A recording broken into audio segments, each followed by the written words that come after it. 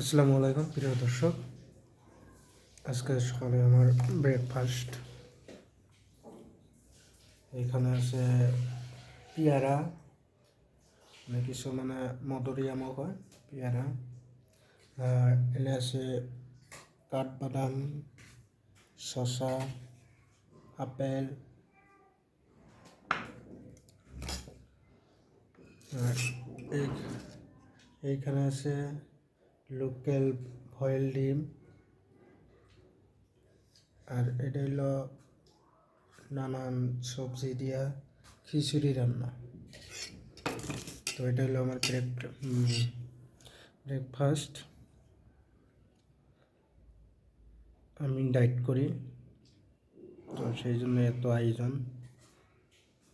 যাদের পেটের চর্বি আছে তারা ডায়েট করে যাবেন, দেখবেন চর্বি বয়ে পালাবে। ঠিক আছে।